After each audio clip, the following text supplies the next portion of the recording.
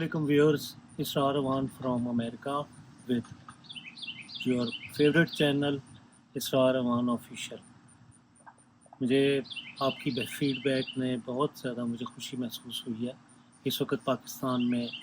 वक्त सहर है और यहाँ पर शाम का वक्त है पीर वाले दिन का।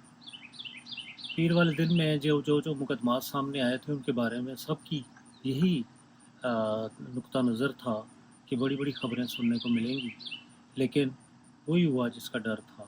हर जगह पर समाअतें मुलतवी और कहीं पर भी कप्तान को और पीटीआई को कोई किसी किस्म का रिलीफ नहीं मिला। वजह यह है कि इदारों की तरफ से खुफिया और गुमनाम काले जजेस को, खुसूसन जस्टिस तारिक महमूद जहांगीरी, उनके बारे में ये खबर काफ़ी ज़्यादा आ रही है कि उनको भी कोई खुफिया कॉल्स वगैरह मौसूल हुई हैं, लेकिन वो डट कर खड़े हुए हैं और उनके साथ इस्लामाबाद हाई कोर्ट के जजेस भी डट कर खड़े हो गए हैं।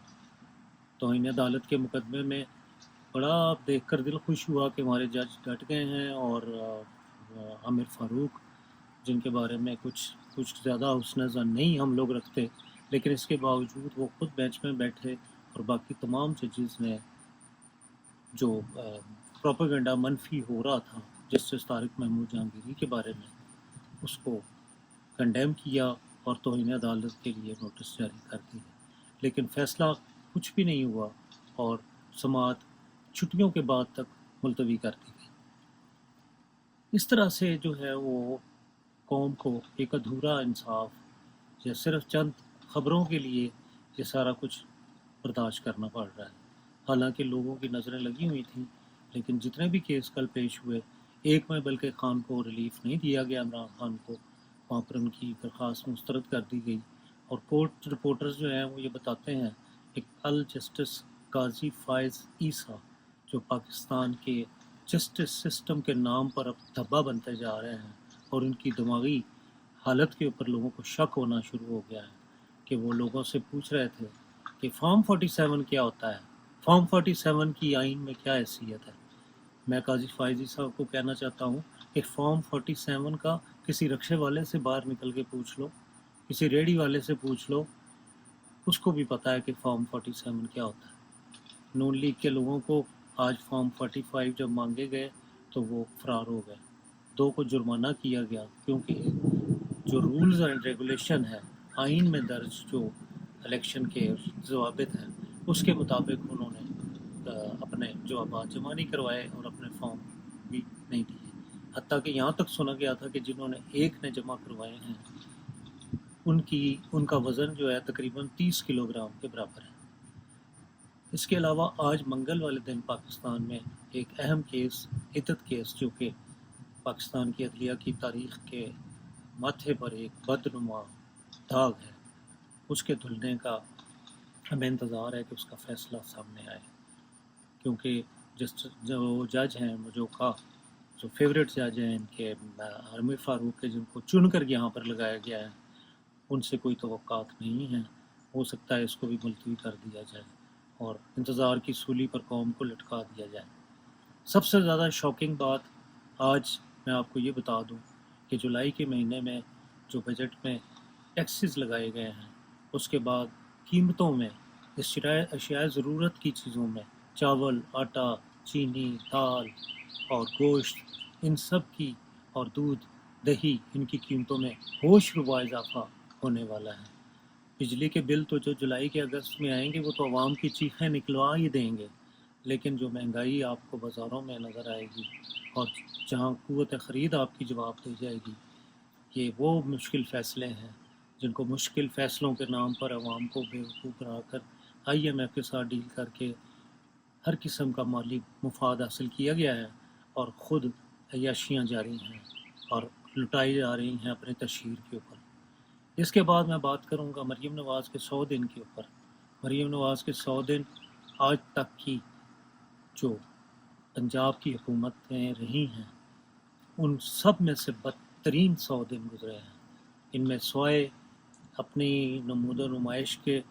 और टिकटॉकिंग के और अपने पैनल्स बनवाने के और अपने होर्डिंग्स बनवाने के और इश्तिहारबाजी करने के मरीम नवाज़ के पल्ले कुछ भी नहीं है।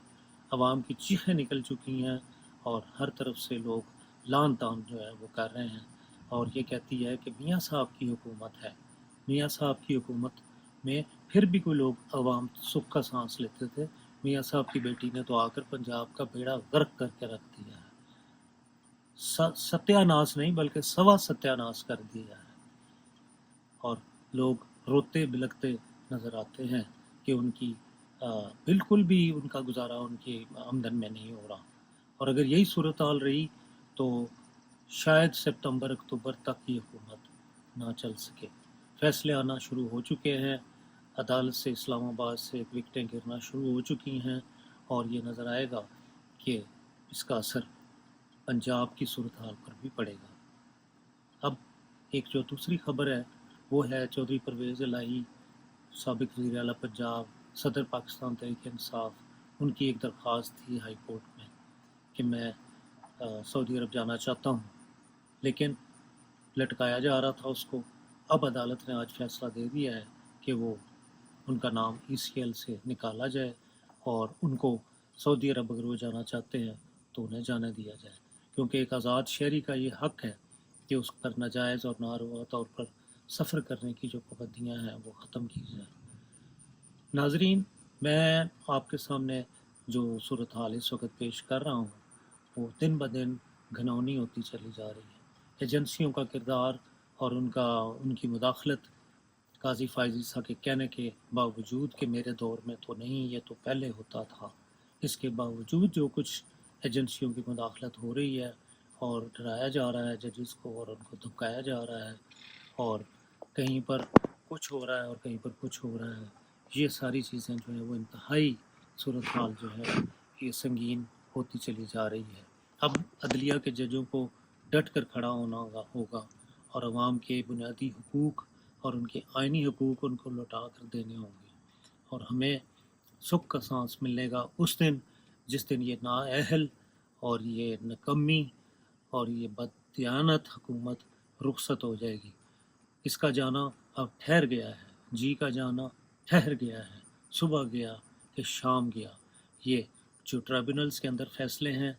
یہ آ جاتے اور یہ بر وقت آ جاتے تو اب تک ان کا تختہ پلٹ چکا ہوتا، لیکن ہوا کیا ہے کہ آج رات ہی صدارتی ایک سائن ہو گئے ہیں اس قانون کے اوپر، مسودے کے اوپر، جس کے تحت ریٹائرڈ ججز کو بھی ٹریبونلز میں لگایا جا سکتا ہے، اور یہ ایک انتہائی تشویشناک خبر ہے کہ پیپلز پارٹی جو یہ اپنا دعویٰ کرتی ہے کہ وہ عوام کے حقوق کی ترجمان ہے، اس نے اس گندے اور گھنونے کھیل میں پورا کردار ادا کیا ہے، اور صدر نے فوراً سے پیشتر اس پر دستخط کرنا جو ہے وہ اپنا کام سمجھا ہے۔ آج بلاول بھٹو زرداری یہ کہہ رہا ہے کہ حکومت ہمارے ووٹوں پر چل رہی ہے اور جب چاہیں ہم اس حکومت کو گرا سکتے ہیں، حالانکہ یہ بڑھ کے باہر مارتے ہیں اور اندر جا کے ان کے پیر پکڑتے ہیں، کیونکہ ان کو پتہ ہے اور ان کے لیڈر بھی کہتے ہیں کہ اگر خان باہر آ گیا تو وہ ہمیں اڈیالہ جیل میں بند کر دے گا۔ ان کا مستقبل اڈیالہ جیل ہے، اڈیالہ جیل کے علاوہ ان کی کوئی مقام نہیں ہے۔ قوم کے مجرم اس وقت حکومت کر رہے ہیں اور قوم کے معصوم اور غریب اور عوام جو ہیں ان کو چکی میں، مہنگائی کی چکی میں پیسا چلا جایا جا رہا ہے۔ وہ نہ صرف یہ کہ بلوں سے تنگ تھے، اب بلوں کے ساتھ ساتھ مہنگائی کا جو طوفان آنے والا ہے، الامان الحفیظ، آپ دیکھیں کہ اگلے مہینے تک، اگست تک، جو 20% اور 18% تک جو سیلز ٹیکس لگا ہے، اور جو نچلے چھوٹے دکانداروں پر بھی جو ٹیکس لگا ہے، اور ہر قسم کے مرنے پر بھی جو ٹیکس لگا دیا گیا ہے، ان چیزوں کا شاخسانہ عوام کو برداشت کرنا پڑے گا اور عوام کی چیخیں نکل جائیں گی۔ آئیے ہم سب مل کر اللہ تبارک تعالیٰ سے دعا کریں کہ وہ ہمارے ملک کے حال پر رحم کرے اور ان لوگوں کو ان سے ہماری جان چھڑا دے۔ یہ نااہل، نکمے اور یہ نکھٹو یہ اپنی جائیدادیں بنا رہے ہیں، باہر کے ملکوں میں ان کے اثاثے بڑھ رہے ہیں اور غریب کا چولہا جو ہے وہ دن بدن بجھ رہا ہے۔ مجھے اپنے وطن کے مستقبل کا جان کر دل میں خوف محسوس ہوتا ہے کہ نہ کوئی یہاں انڈسٹری لگ رہی ہے، نہ باہر سے سرمایہ کاری آ رہی ہے، باہر کے ملکوں نے اور دوست ملکوں نے ہم پر سے ہاتھ اٹھا لیا ہے اور ہم بے یار و مددگار رہ چکے ہیں۔ اور پوری دنیا چیخ رہی ہے اور عالمی ادارے ان کو کہہ رہے ہیں کہ عوام کے حقوق پر ڈاکہ مت ڈالو. یہ کب تک تم عوام کے حقوق سے اور ان کے جمہوری حقوق کو گلا گھونٹے رکھو گے؟ اس وقت فسطائیت اور بدترین مارشل لاء کی جو صورت ہے وہ عوام کے سامنے ہے. لوگوں کو اب بھی اٹھایا جا رہا ہے, لوگوں کو اب بھی غائب کیا جا رہا ہے, اور یہ سب کچھ ایک ایسے شخص کی انا کی تسکین کے لیے ہو رہی ہے جس نے لندن پلان بنایا. اس لندن پلان میں اس کے سہولت کار آج بھی اس کا ساتھ دے رہے ہیں. کیوں پاکستان میں اس وقت تک الیکشن نہیں ہونے دیے گئے جب تک قاضی فائز عیسیٰ کو چیف جسٹس نہ بنا دیا جائے, جب تک عاصم منیر کو پاکستان کا کمانڈر ان چیف اور سپہ سالار نہ بنا دیا جائے تاکہ ان کی پروٹیکشن میں. آج مجھے میرے نظروں سے ایک بیان گزرا نواز شریف کا. وہ کہہ رہا تھا کہ اسٹیبلشمنٹ کو پی ٹی آئی کو ختم کر لینے دیں, اس کے بعد میں ان سے نمٹ لوں گا. بھائی تمہارے اندر تپڑ ہے, تمہارے اندر کوئی کسی قسم کی جان ہے تو نکل کر آؤ. تم تو اپنی سیٹ اپنی کانسٹیچوئنسی میں ہار گئے ہو, تمہاری بیٹی اپنے حلقے میں ہار چکی ہے, اور تم مقابلہ اس خان کے ساتھ کر رہے ہو جو 10 سیٹوں پر کھڑا ہوا اور وہ اس میں سے بھی 9 سیٹوں پر وہ کامیاب ہوا. ان کا خوف اسٹیبلشمنٹ کو اور ان ملک کے اوپر مسلط لوگوں کو, ان کا خوف ان کو چین نہیں لینے دے گا. جیل میں حلیمہ خان کے مطابق بہت زیادہ صحت خراب ہوتی چلی جا رہی ہے عمران خان صاحب کی, اور دن بہ دن ان کو جو کھانے کے لیے نہیں پراپر مل رہا اور جو گرمی اور جس طرح کے موسم میں ان کو رکھا گیا ہے, یہ ان کی صحت کے لیے بہت خطرناک ہے. اور میں اللہ تبارک تعالیٰ سے دعا کرتا ہوں کہ پاکستان کے اس ہمدرد, اس مخلص لیڈر کو, جو کہ دیانتدار ہے, جو کہ امانت دار ہے, جو کہ کلمہ لا الہ الا اللہ اور اہدنا الصراط المستقیم اور پاکستان کو ایک ریاست مدینہ بنانے کا خواب دیکھ کر آیا تھا, اور عوام کی اکثریت جس کے ساتھ ہے, اس کو اللہ تبارک تعالیٰ جلد رہائی نصیب کرے, اس کو سرخرو کرے اور اس کو کامیابی عطا فرمائے.